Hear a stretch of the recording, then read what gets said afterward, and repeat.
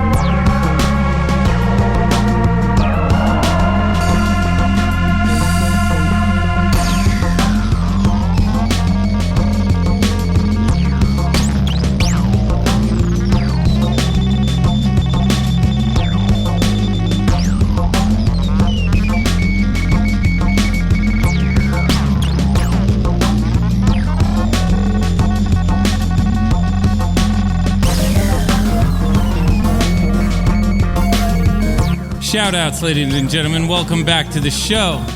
Shout-outs to our contest winners for the Disc Jam show. We gave away tickets in the contest, and literally everyone who played won, except for one dude.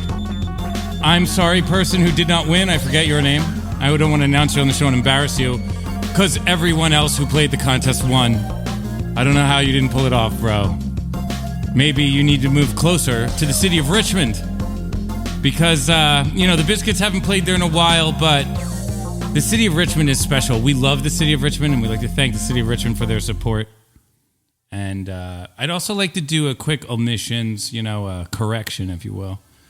Stephen Williams, who is I Am Kicking It on Twitter, he is the guy who invented the GOAT Cyclone playlist on Nugs.net, and we just want to credit him because it was 100% his idea, and congratulations to Stephen for saying something that was so dope that it wandered into my Nugs ad somehow.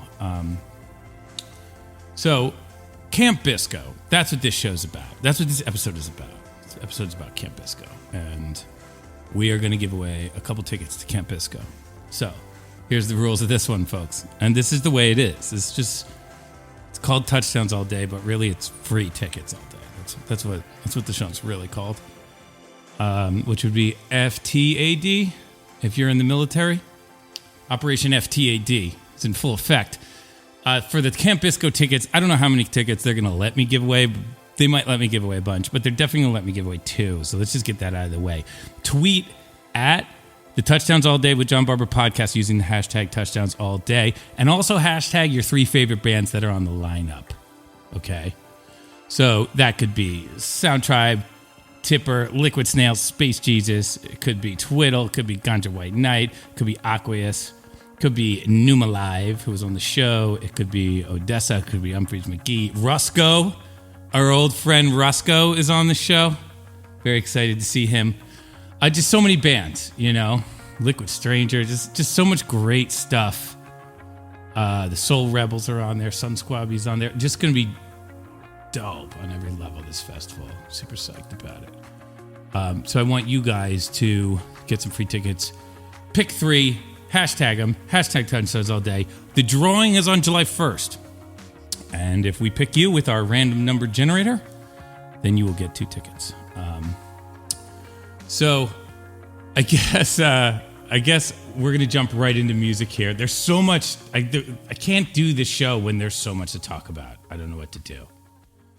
There's so much to talk about. We're going to get into it, but we have Camp Bisco coming up, and that's what's really important. So let's listen to some music. Rich Steele picked some jams, and we're going to get started right here. So this is Camp Bisco from 1999, August 21st, and basically this is at the Toontown Campground in Cherry Tree, Pennsylvania. And this was the first time that we ever inverted waves.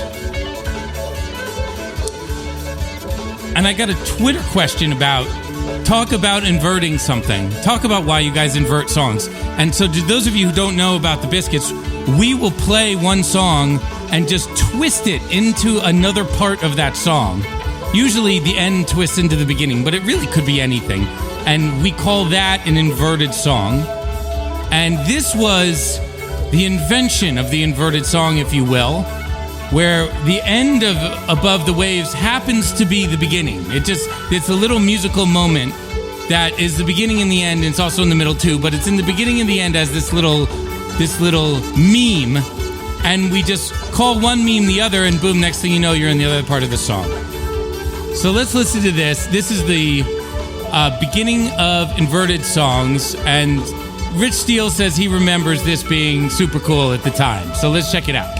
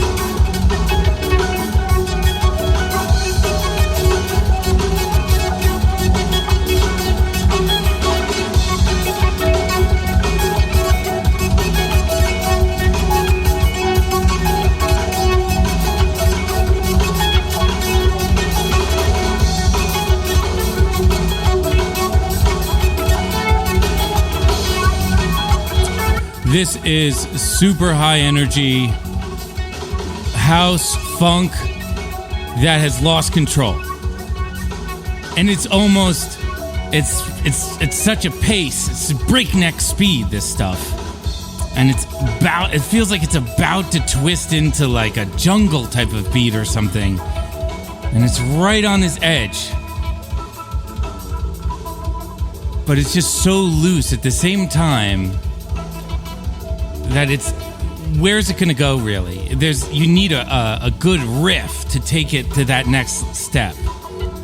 But there's so much going on that there's not a simple riff to latch onto.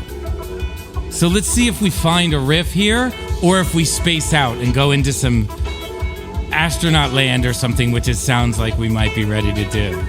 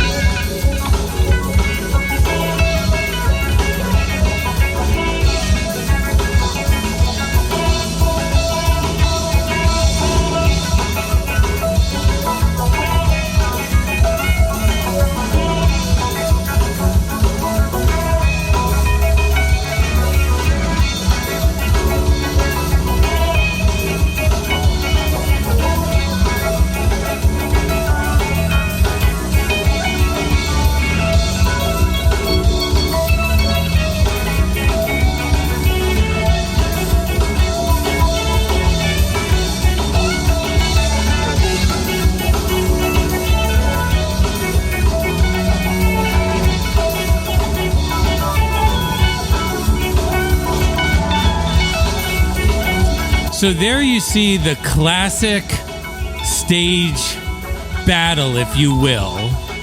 You see jam music creates conflict. And you hear there the guitar and the bass are going in different directions, frankly. And what is that all about? It's just two guys playing their ass off. It's just two guys thinking, hey, this sounds great right now. But when you listen to it, you can hear that I'm kind of picturing one world that we're going to, and Mark's picturing another world that we're going to, and on that other side of the harmony chord, we're going in different places. So the question is, when you're playing in that situation, is how do I know what you're trying to do, and how can I play something that works for what I'm thinking we're going to do, and also grabs what you're doing and brings them together?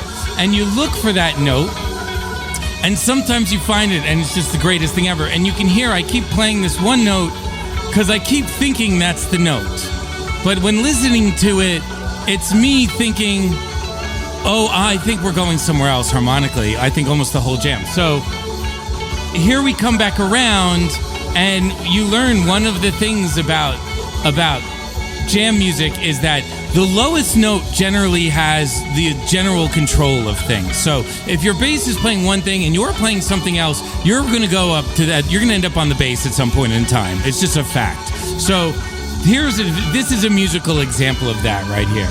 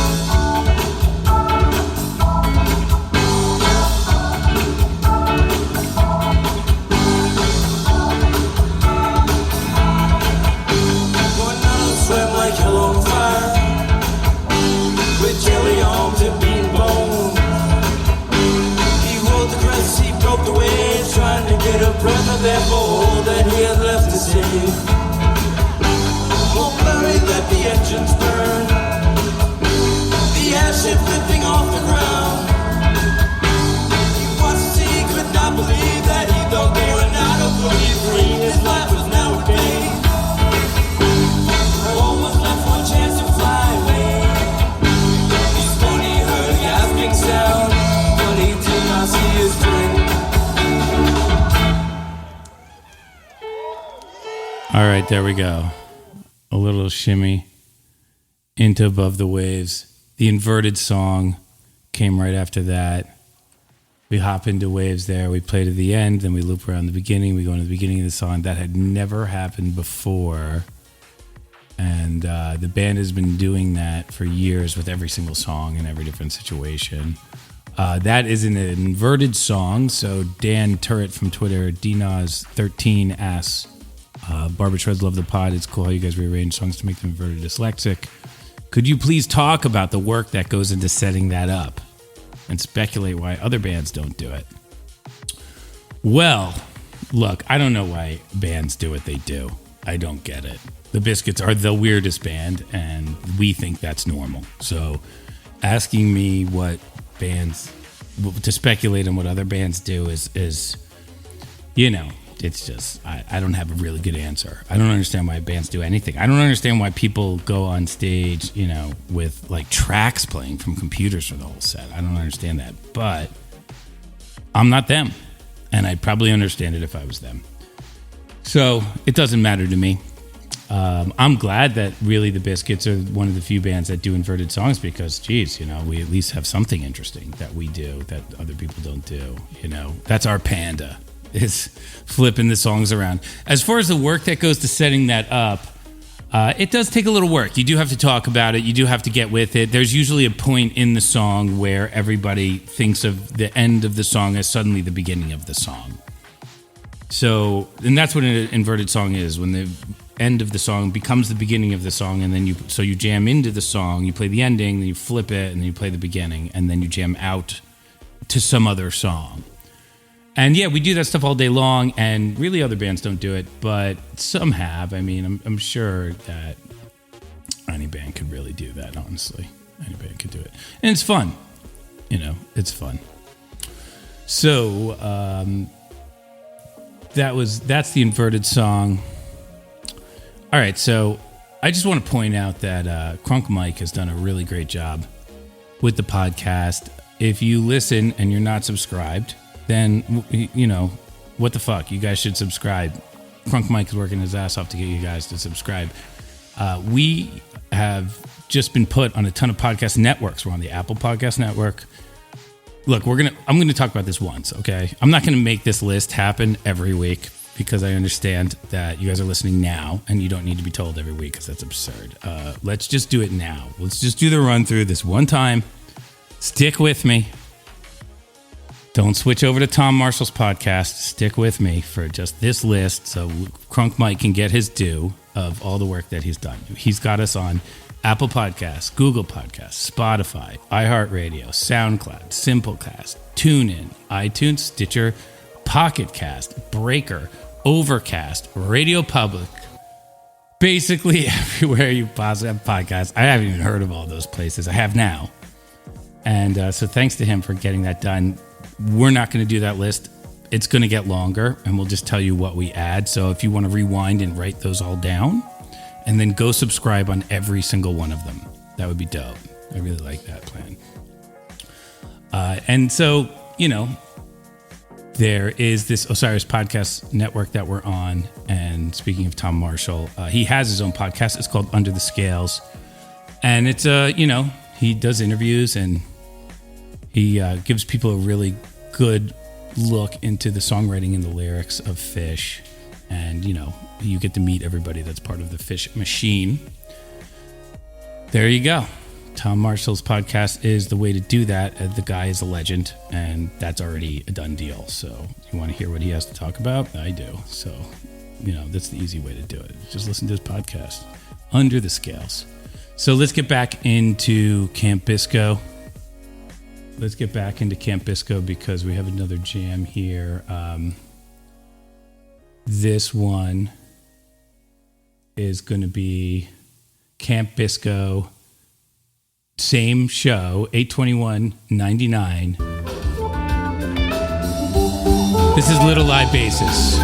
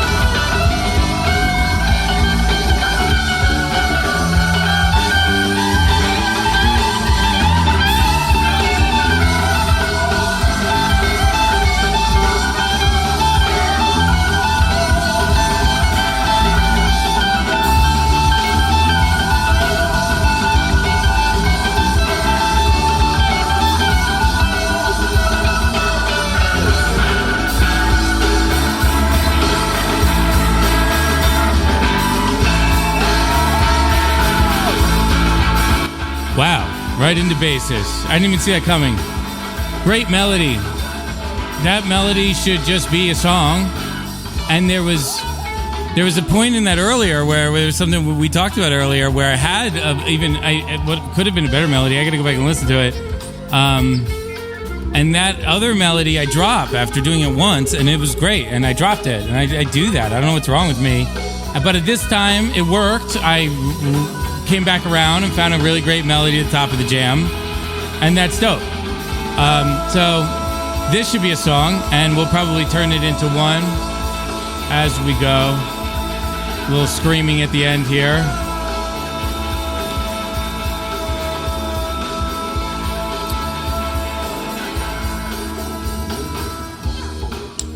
All right, there we go, into basis. Really nice little lie, good stuff. Band played great there, love to hear it. There is just so much to talk about, though. It's really unbelievable. Let's talk about what happened this week. Let's get into it. I don't really want to talk about this because I'm not feeling like... I just don't want to say anything bad about anybody because I don't have any real negative feelings. I mean... This week, Jam On, the radio station that has served the jam community for years and years and years at this point, and really was the only place on the internet where you knew as a person who played a live instrument on stage that you could get your music listened to. You could get it played. There's so many bands that got played on Jam On, so many bands that I heard for the first time on Jam On. That radio station was replaced this week by Fish's station. And Fish deserves a radio station on Sirius. There's no question. I mean, those guys are the best, and they 100% deserve a station. And I really believe that. And I know a lot of people think that that's true. And also, I feel like the Jam On station was a big part of what was great about Sirius, especially for me. I mean, I might be biased, but a lot of people feel that way. So, really, the only thing that really gets me is, you know... the Fish guys, who are the top of our industry as far as, you know, the bands in the industry, they're the top of the heap. And Sirius, which is the top of the heap for radio station people in our world, definitely. Those guys get together in a room, talkie, and they come out of that room, and what they come up with is, let's kill the Jam On station. And I don't understand what that is. Like, I don't understand why that was a good idea. I get it. All the things, you had to do all the things. Fish needs its station. I get it. All these things have to happen. Maybe the ratings at Jam On are worse than I thought they were, but, you know, I just don't get why that was the decision that the smartest people came up with, you know. There's so many people are devastated or just really upset that they lose Jam On, and you know, I just don't understand why that was what happened. But at the end of the day, look, it's just an avenue. It's just marketing. Jam On is just marketing, and we're all making music, and you're gonna make music anyways. You know what I mean? We're just gonna make music, and that's what it is. And so, sad to see Jam On go, but you know, we all will survive that one. And as a Touchdowns All Day salute to Jam On and Sirius Satellite Radio, we're going to do our first Touchdowns All Day Top 7 list. This week on the show, we have the top 7 radio shows that they could have used for the Fish channel and left Jam On alone. Here are the top 7 other channels that they could have replaced. Number 7, the Rod Stewart Channel. Number 6, channels they could have replaced, is the Tumbleweed Network. That's on like 795, that one. Number 5, the Russian Figure Skaters Triple Lux Anthems 24/7 channel. Channel number 4, they could have replaced, instead of Jam On, is Chernobyl. Yes, that's a good one. They could have replaced that one for sure. Channel 3, the number 3 channel they could have replaced, Dirty Dancing with the Ghosts, starring Patrick Swayze. Yes, that's a real channel. Number 2 channel they could have replaced is Y2 Country. That one needs to update its name, I think. And the number 1 channel that Sirius could have replaced instead of Jam On is channel 782, traditional holiday music. Thank you, folks. There is our first top 7 list on the Touchdowns All Day podcast. All right, so Nugs.net is the destination for live music on demand. They have a growing collection of over 15,000 full-length concert recordings.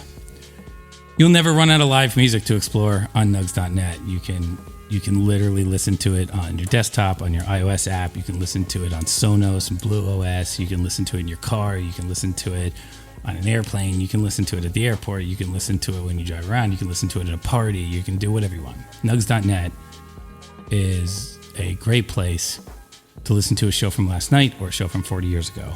If you listen to my last episode, episode 6, I gave a long story about Nugs.net. But this week, we're just going to go with the pitch. Support Nugs.net. Nugs.net/touchdowns is your link. Go there, sign up today, and you get 35% off for a year subscription. And you support the jam bands. Do it, folks. Nugs.net. Also, Concentrated on Cannabis, your resource for taking your cannabis business to the top. Any cannabis business.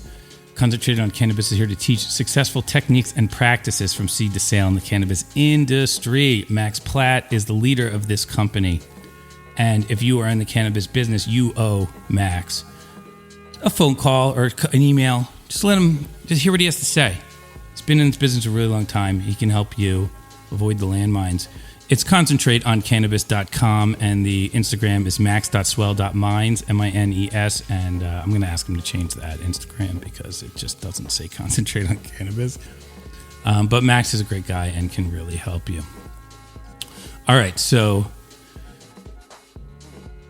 let me read a quick Twitter question. This is going to go to some crazy. I got to talk about this too. All right, so Rock at Strangest Design. TD Baby, Nugs.net, happy Friday. A couple Nugs.net related questions. The first one's related to me. So there's Will Barber and Disc Jam, Barber and Friends with Lotus, be on Nugs. And so I played with Lotus at Disc Jam, and it was cool. And we'll be on Nugs. So I looked on Nugs to see if it was there. I Googled Nugs, Lotus, Barber, and boom, popped right up. And I looked at the review for this. You can buy the show, I guess, off of Nugs. And I looked at the review, and let's just read this one review. Just to see how, this has been a week of interesting things, and just let's see how this review fits in. So this review is from loveshinesdown@gmail.com. And, quote, not a very well-executed attempt at something new. The guests, Barber, timing, tone, and lackluster sense of attention did not fit well into the Lotus formula at all. Almost all main guitar notes were missed, and most signals from Greenfield were ignored completely. All right, Love Shines Down is just shining some major love on us right there. I feel like warm and fuzzy inside. I feel like goosebumps of happiness that literally the guest's timing, tone, and lackluster sense of attention. Oh my God, what are you going to do about people, folks? What are you going to do? You couldn't find anything to like in the song, in the set. Nothing to like. All right, fine. Let's go to Camp Bisco 3. This is Alan's first Camp Bisco. Actually, I don't know what number Camp Bisco this is, but this is August 25th, 2006, and this is Humu into Great Abyss.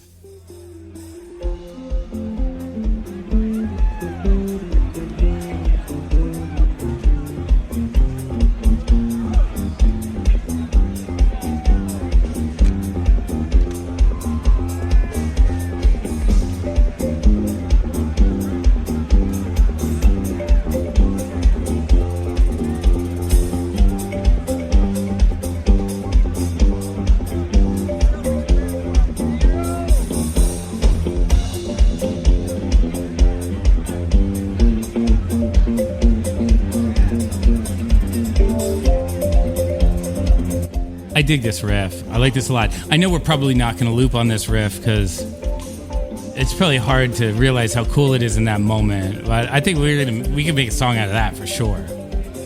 Let's see where we go here, though. Let's take this in.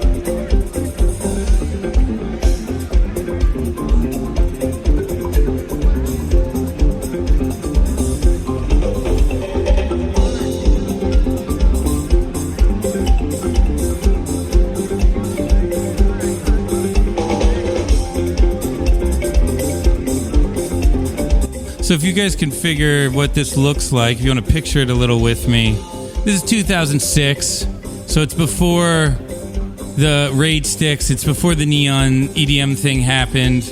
It's a lot of, hippie skirts and rope necklaces and hula hoops, and, it's counterculture at this time in our career. And the crowd was very counterculture, a lot of barefoot people dancing in the dirt.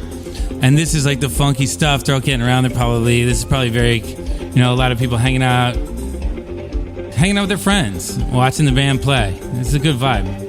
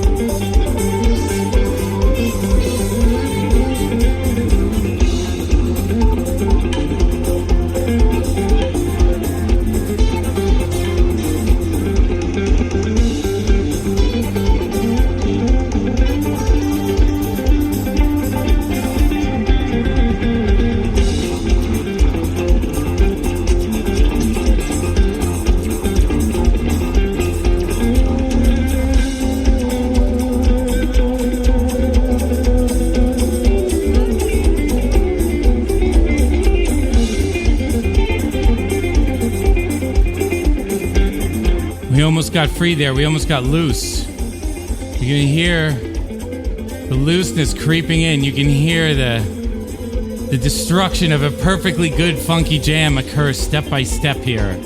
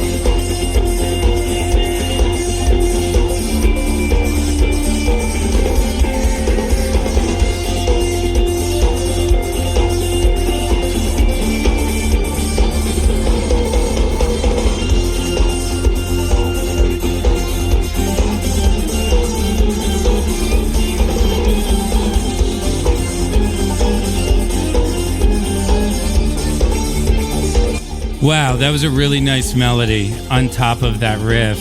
I really liked it. It took me out of thinking about talking to you guys. It just took me into that place where I just kind of, the music became a physical thing for me for a second, just now listening to it. And then we turned it into Great Abyss because we're just working up there, you know what I mean? We got a job to do. But we got there, and I really think that if people listen to this music and they focus on the lack of perfection in the music, if you focus on the weird notes that don't make any sense, you kind of miss the moment where it opens up into something that's beautiful and nobody saw coming, even people who've seen the band 1,000 times. Or maybe, let's say 400 times. How many times has the most people seen the Biscuits? There's got to be a couple 500s coming up at this point. And you got to look past some of the experimental stuff with this band, I really feel like. And that's a perfect example of just all these Camp Bisco jams that Rich has put together. I listened to all of them, and I said to myself, well, the band's kind of playing super loose, and yet here we go. We found this section of music that, I mean, I've never heard anything sound like that before. I've never heard a Biscuit jam get there before to that spot. So I feel good about it.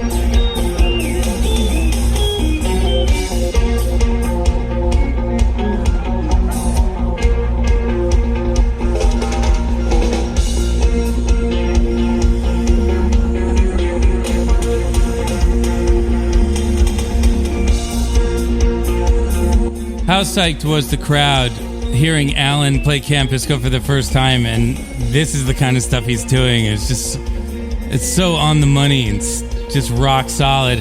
How psyched must the crowd have been? You know, change drummers, like, how's the new guy gonna do? I don't know. And then this is what happens. It must have just been awesome. Very happy times. I know the band felt great about it.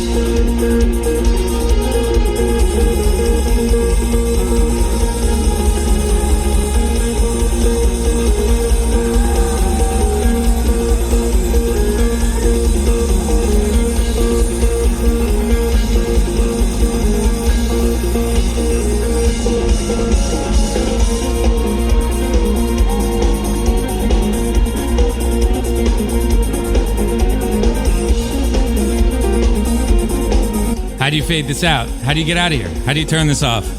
You can't. You can't turn this off. Listen to this. This is pure fire. Extra. This is free jam. Free jam of pure fire right here. I don't think we were supposed to jam here. I think we just couldn't stop. We couldn't hold it back.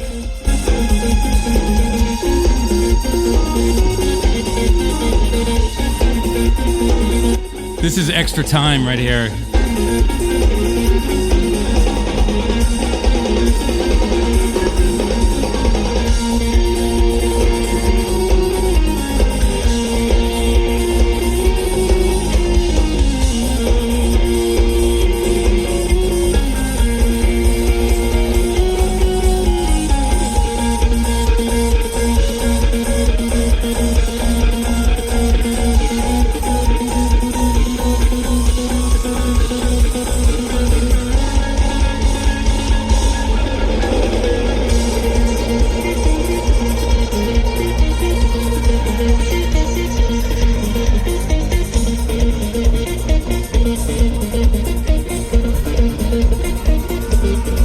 Well, when I was a kid, I used to go to the quarter arcade and play arcade, and there was a one with the steering wheel and the little pedal. It was called like Outrun or something like that. And if you drove it super smooth, you would win. If you tried to drive as fast as possible, you would never win. If you drove it super smooth, you would always win. And you would get this extended play at the end where you got to run a couple more laps, because it's all about how long you get to play the game for the quarter. That was the whole game back then. And you used to get extra play if you drove super smooth through the track, and you used to get a couple more laps, and it was a super great reward. And that was what that last jam was. That was the extra play outrun reward right there.